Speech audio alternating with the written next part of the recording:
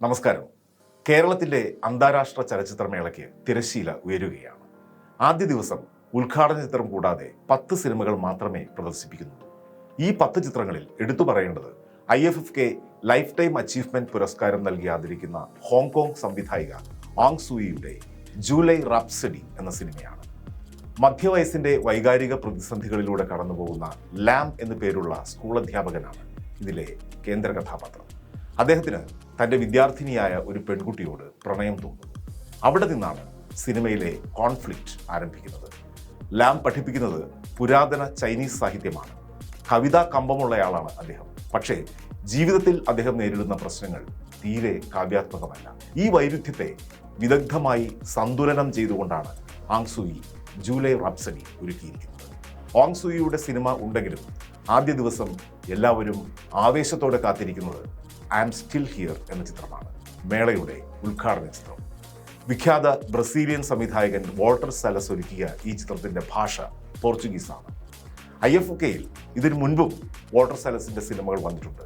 അവയിൽ ഏറ്റവും ജനപ്രീതി നേടിയത് ലോകമെങ്ങും ആരാധകരുള്ള ധീര വിപ്ലവകാരി ചെഗുവേര എഴുതിയ മോട്ടോർ സൈക്കിൾ ഡയറീസ് എന്ന കൃതിയെ ആസ്പദമാക്കി വോൾട്ടർ സാലസ് സംവിധാനം ചെയ്ത അതേ പേരിലുള്ള സിനിമയാണ്.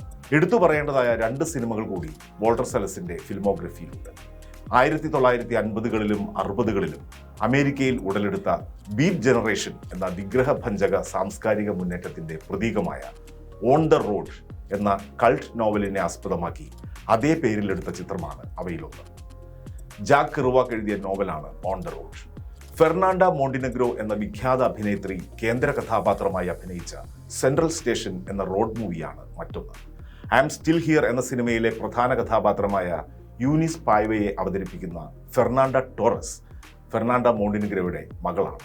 യൂനിസ് പായ്വയുടെ വാർദ്ധക്യകാലം അവതരിപ്പിക്കുന്നത് ഫെർണാണ്ട മോണ്ടിനെഗ്രോ ആണെന്ന സവിശേഷതയുമുണ്ട്. 1970കളിലെ റിയോ ഡി ജനീറോ നഗരമാണ് ഈ സിനിമയുടെ പശ്ചാത്തലം. പട്ടാള ഭരണമാണ്. യൂനിസ് പായ്വയുടെ ഭർത്താവിനെ ചോദ്യം ചെയ്യാൻ പട്ടാളം കൊണ്ടുപോകുന്നു. അദ്ദേഹം പിന്നെ തിരിച്ചു വന്നതേയില്ല. 5 മക്കളോടൊപ്പം യൂനിസ് പായ്വ കൊടിയ ജീവിത പ്രതിസന്ധിയിലേക്ക് കൂപ്പുകുത്തുന്നു. 19-ാം തീയതി ഉച്ചയ്ക്ക് 2:45 ഒരു തവണ കൂടി ഉദ്ഘാടന ചിത്രം പ്രദർശിപ്പിക്കും ശ്രീ പത്മനാഭ തിയേറ്ററിൽ.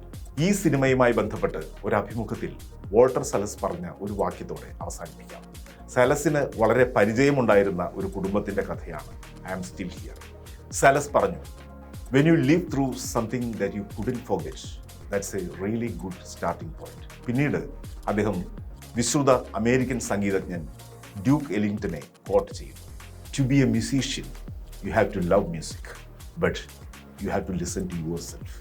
അങ്ങനെ സ്വയം കേട്ടുകൊണ്ട് വോൾട്ടർ സാലസ് ഒരുക്കിയ സിനിമയാണ് ഐ ആം സ്റ്റിൽ ഹിയർ.